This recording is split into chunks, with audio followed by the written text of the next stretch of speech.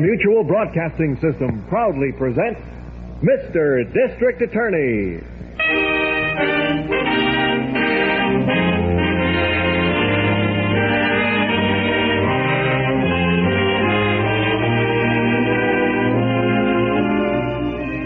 Mr. District Attorney, champion of the people, defender of truth, guardian of our fundamental rights to life, liberty, and the pursuit of happiness.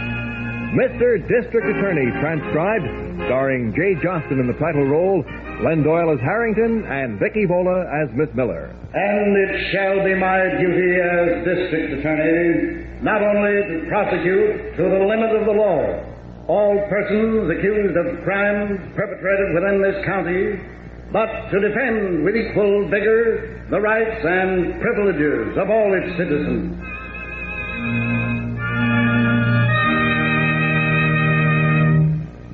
In a moment, Mr. District Attorney in the case of the jury killer. But first,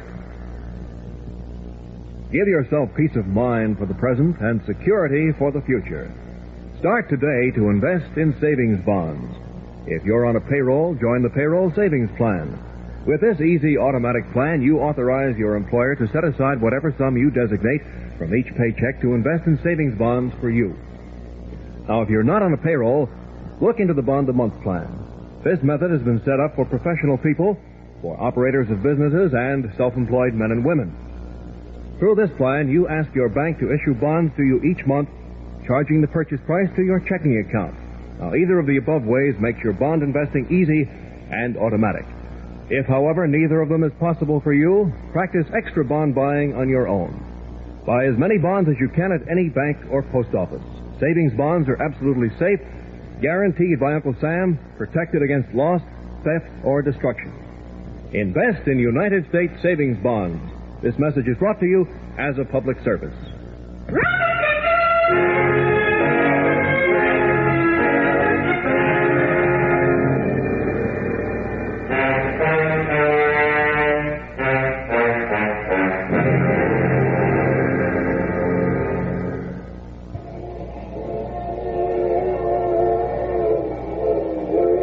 Straight, Nick. You pay me $500 a month and $1,000 a throw, right? Correct. And my keep. And your keep, yes. You really mean this, don't you, Nick? You're really going to do it? Ray, how many times do I have to say it? I'm going to kill them. Every one of them.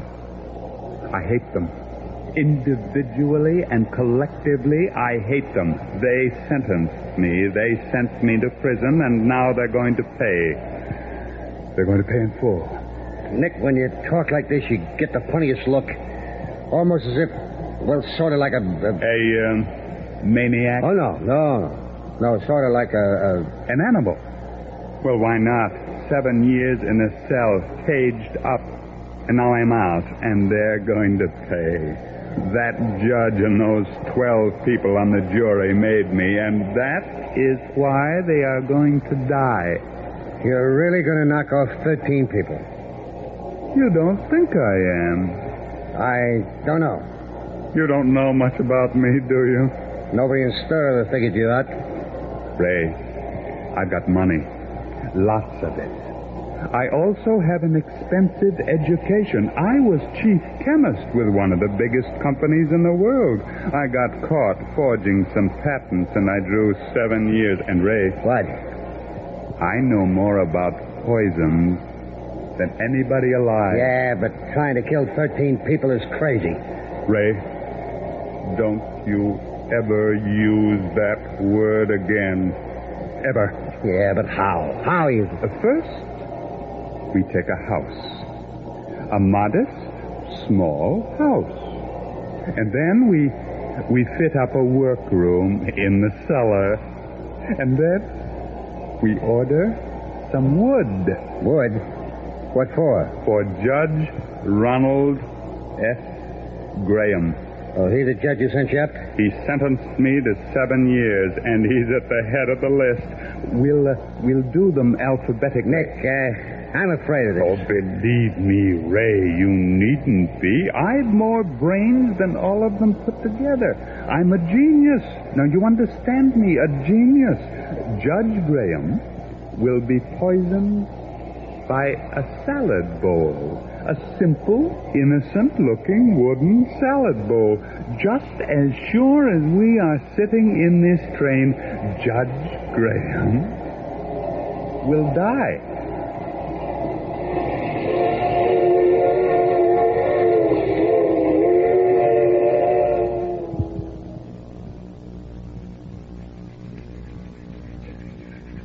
You've sandpapered it long enough, Ray. Looks good, don't it? Oh, it shouldn't be too smooth.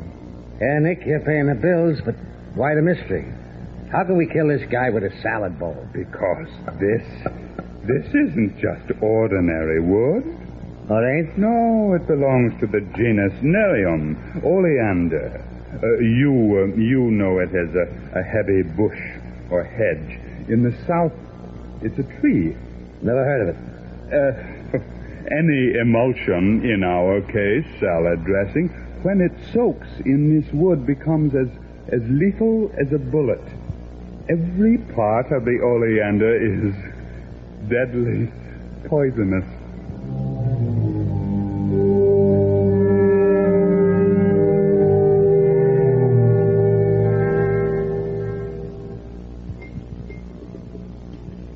Well, Judge Graham, this is a delicious dinner. Well, my cook was nervous.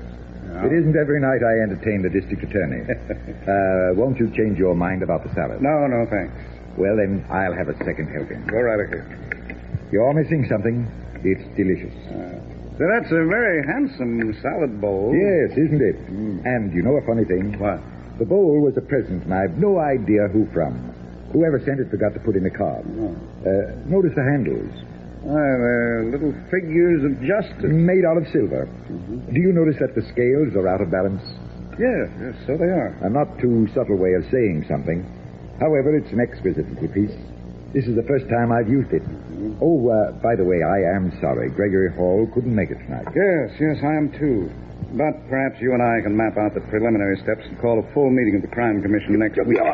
Judge Graham, what's the matter? I don't know. Are you ill? Help me up. Help me up. Yes, of course. Take it easy, Judge. Take it easy. I can't breathe.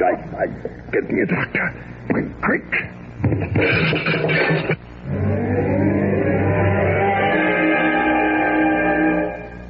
You see how simple it was, Ray.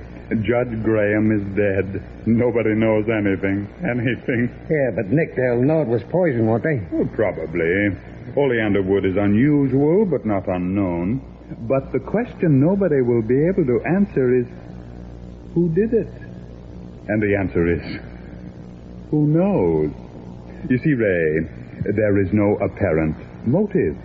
No thin strand tying the murder to the murdered. For instance, if I went out now and shot the first man I passed in the street, I wouldn't be caught in a million years.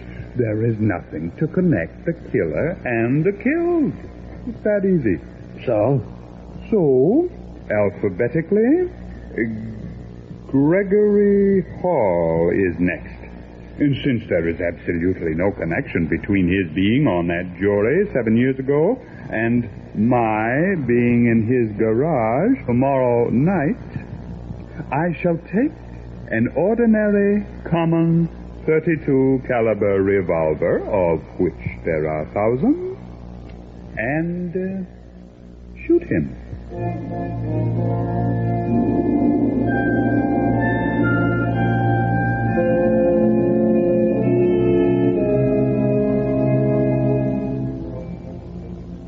Drive right in, Mr. Hall.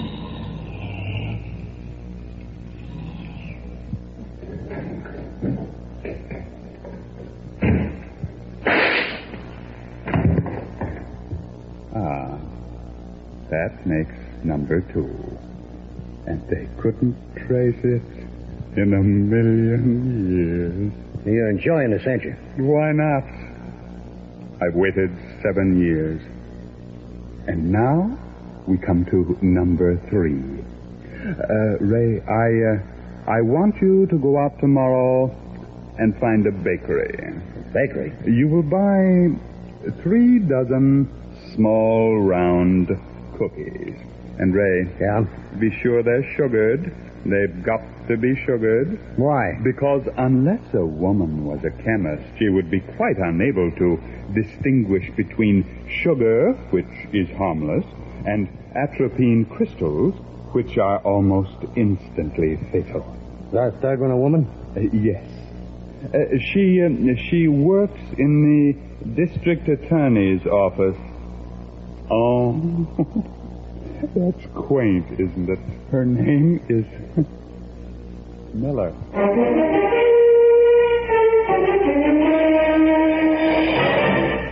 Chief, is Harrington trying to trace the gun used in Hall's killing? Harrington's still on vacation, Miss Miller. I've asked Lieutenant Northwood to follow it up. Oh. But there's not much hope. There are thousands of .32 calibers. The real trouble is that we don't know where to start. These two men had no connection with an unknown killer. There's just no motive. Well, Chief, do you think the same person killed both of them? I don't know. Well, I haven't seen Greg Hall for years. Not since my jury duty. When was that? Oh, 7 or 8 years ago. You know, Judge Graham happened to be the judge. Oh, Miss Miller. Yeah? This parcel was left for you at the downstairs desk. For me, Robbie? Yeah. Who left it? I don't know. He just said to be sure you received it personally. Oh, thanks, Robbie. Okay. Looks like a box of candy. Yeah. Well, for heaven's sake. What? Cookies. Now, who in the world would send me... wait, here's a letter. Of apology, I trust? It's from a Mrs. George Fallswood, 5 Park Hill Road. Who's she? Never heard of her.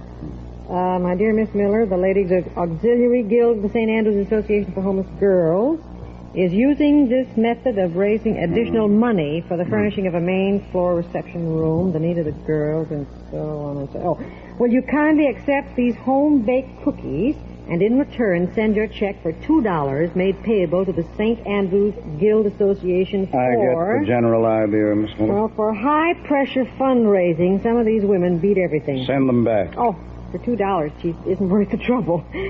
Besides, they look good. Have one? Yes, why not? Thanks. And they are good, aren't they? Yeah, not bad. The kind Mother used to bake. Here, have another. Oh, don't mind if I do.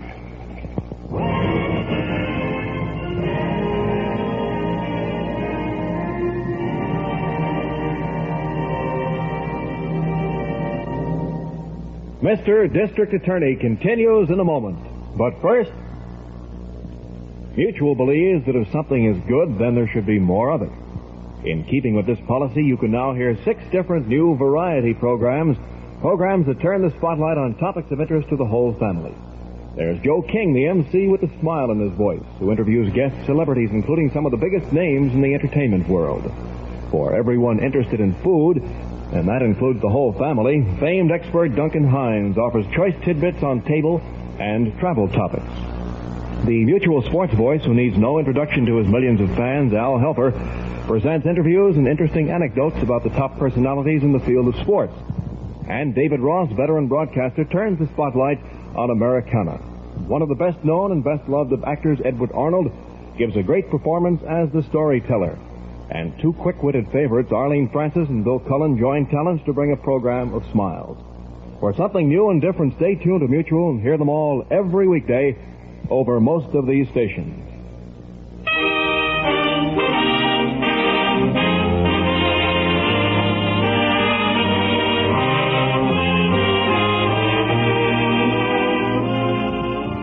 Now, back to Mr. District Attorney and the case of the jury killer.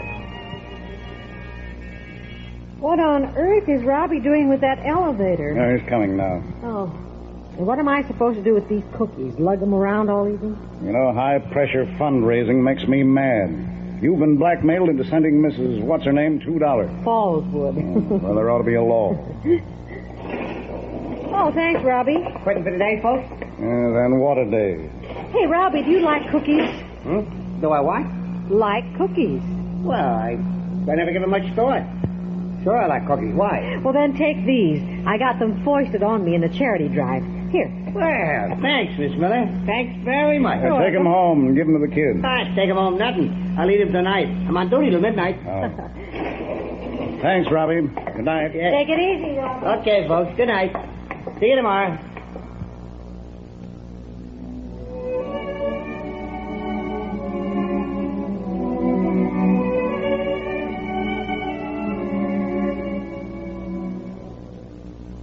It's horrible.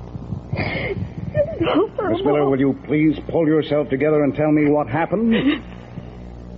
It's Robbie. Robbie, what about him? Oh, Gee, he's dead. What? Two of the cleaning women found him last night. About 2 hours after we left the Found building. him? Found him where? What are you trying to tell me? They found him in the hallway on the 5th floor, near a drinking fountain. Near a drinking fountain. He'd evidently been trying to get a drink. He was slumped over the fountain. Oh, Chief, I just can't believe it. Robbie worked here all these years, and now he's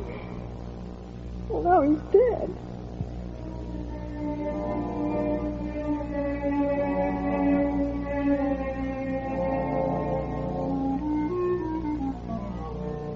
That letter that came with those cookies, where is it? Oh, I have it here in my purse.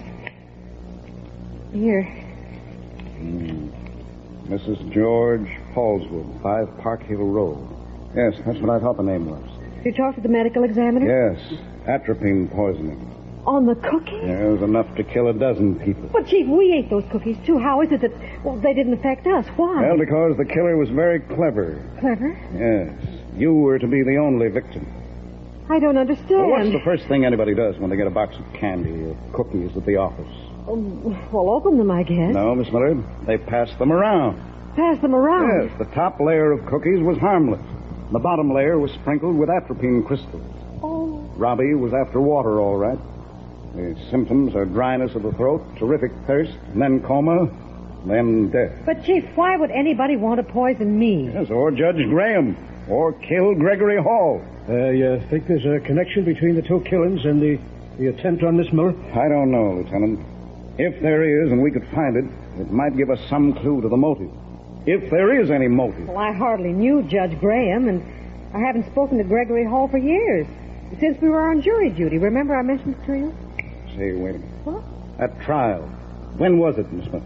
Well, it was about 7 years ago, maybe 8. And Graham was the presiding judge? Yes, he was. That may be the connection. It's pretty thin, isn't it, Yes, Chief? but at least it's something. Now try to remember. What was the trial about? It was forgery. Some patents from a chemical company. Chemical company. Yes, the man was a chemist. You remember his name?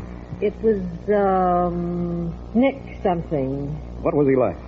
Well, I can't remember. I only know I felt sorry for him. And I think he was the handsomest man I ever saw. Northrop, check everything on that trial. Find out where the defendant is now, if he's out or still in prison or what. Okay, Chief. Chief, do you think... Maybe we're doing what the killer never even dreamed we'd be able to do. Which is? Establishing a motive. A thin strand of revenge between Judge Graham, Gregory Hall, and you.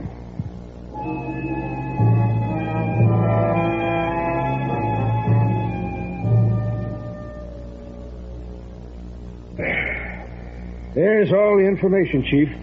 His name is Nicholas Licari. Licari? Yeah.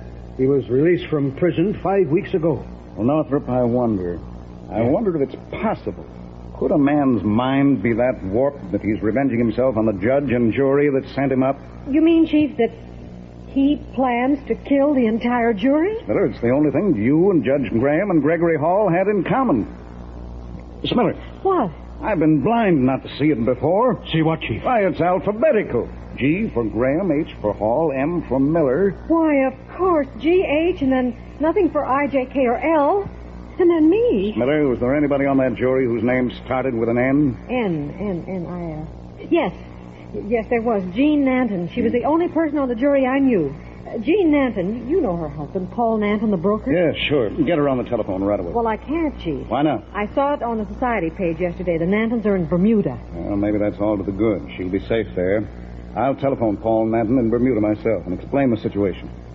Miss Miller, you and I are going to do a switch. A what? We're going to pose as Paul Nanton and his wife. We'll get into that house and wait, because as sure as anything, the killer will be ringing the Nantons' doorbell within 24 hours.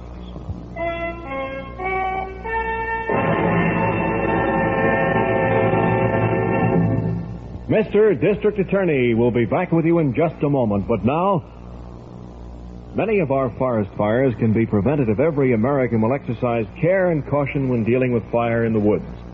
When our forests are dry, as they are at this time of year, all it takes to start a blaze is a spark. That spark can be supplied by a carelessly dropped lighted cigarette or match, an untended campfire, or hot ashes dropped near the woods. Last year, forest fires swept across thousands of acres of forest and woodlands. They ruined watersheds, destroyed millions of board feet of lumber and other wood products, killed game and fish, and leveled picnic and camping areas. Now, here are some simple rules to follow. Be sure you crush out cigarette, cigar, and pipe ashes. Always break your matches in two after using, and when you put out your campfire, drown it, then stir it up and drown it again. And last, find out the law before using fire. Remember, only you can prevent forest fires. This message is brought to you as a public service.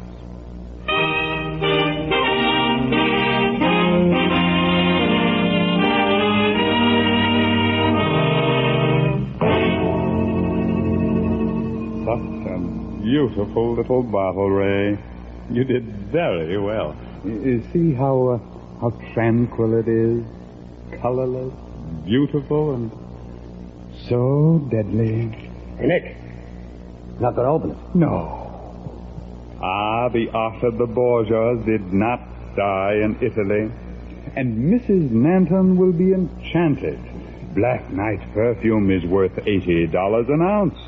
Yes, I think she'll appreciate my little gift.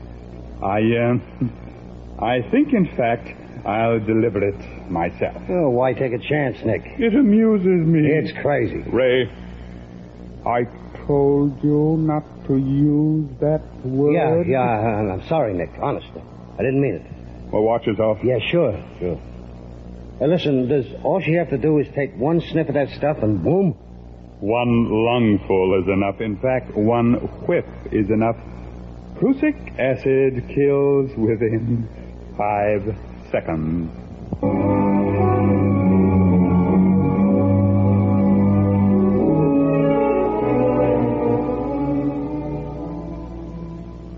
Oh, Chief, it's after 11 o'clock. We might as well go home. Let's wait until midnight. Well, this is 3 nights now. I'm getting discouraged. Well, all right, Miss Miller, you may leave if you wish. I'm staying. Oh, no, I'll stay. Miss Miller, I've got to be right. Mrs. Nanton must be the next one on the list. Otherwise, there's no connection at all between Judge Graham and Gregory Hall. Do you think this is it? Yes, could be. All right, let's go into the act. Oh, I'll answer the door, Jean. All right, dear. Yes? A parcel for Mrs. Nanton. Oh, just a moment. Jean, a parcel for you. A parcel for me? At this hour? Well, what on earth could it be? Have you? Yes. You sure? Positive. If you'll just take the parcel, sir, I'm in a hurry. Come in, Licari. Huh? I said come in. I'm used to being obeyed. Who are you? I said come in. All right. If you want it that way. That's better. Well, what's in the parcel? A salad bowl? Oh, it's too small, isn't it? Too small for cookies, too. I'll be glad to show you. What's it, Chief? Oh, I am. I remember you. Aren't you the district attorney? That's right. And have you figured this out? Almost. That's too bad. I don't think so.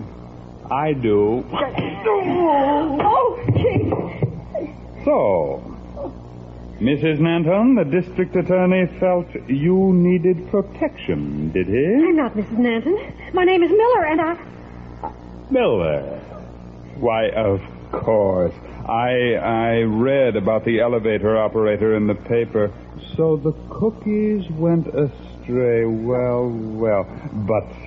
But now that we've met again, Miss Miller, perhaps you should have the perfume? Don't touch me! Oh, but it's only Black Knight perfume, Miss Miller. Chief! No, he can't hear you. Are you afraid, Miss Miller?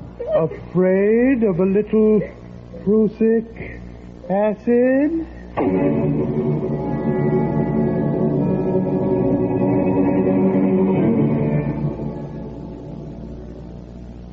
We return to Mr. District Attorney in a moment. Now, it has been said that the airwaves of sound keep echoing forever throughout the infinity of space, that the famous Eureka, I have found it, of Archimedes, the exclamation of Christopher Columbus when he sighted land, or the swat of the ball that Babe Ruth hit exactly where he said he would, are all in the air somewhere waiting for the radio to be designed that can tune them in.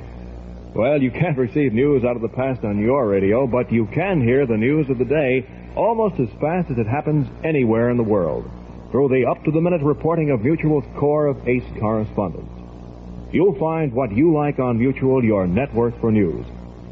Among the men that Mutual names for news you can hear throughout the day, Robert Hurley, Frank Singizer, Everett Hollis, H.R. Borkage, as well as Cecil Brown and Fulton Lewis, Jr. Yes, sir, you have the opportunity to choose which suits your taste, so choose from the very best. They're all heard on Mutual all throughout the week, and every one of them over most of these stations.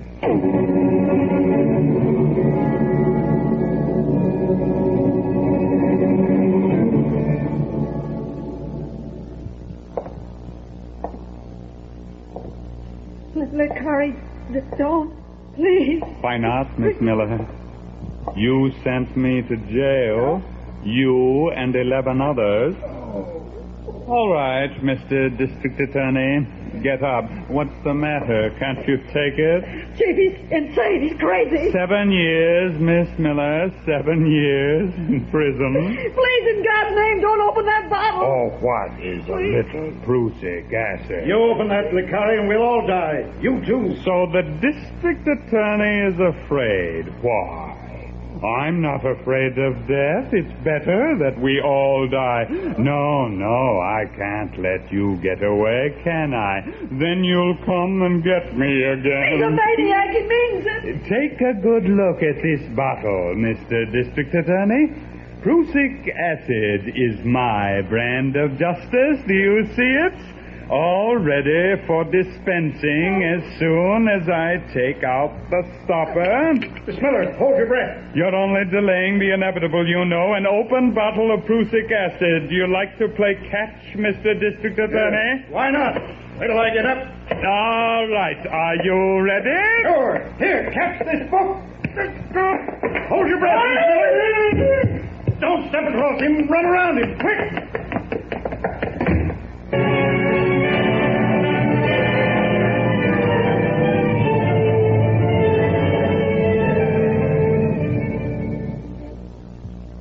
Well, that's what happened, Lieutenant. When the book hit his shoulder, it splashed the prussic acid in his face. Oh, it's horrible. He died instantly. Well, it's a good thing he fell on top of the bottle. Yes, otherwise the fumes might have spread. Prussic acid works fast, you know. Well, we picked up Ray Kobler, Licari's accomplice, an hour ago, Chief. Mm-hmm. Traced him by an address we found in Licari's pocket. All right, then the case is closed. And this time, Nicholas Licari drew his own brand of justice.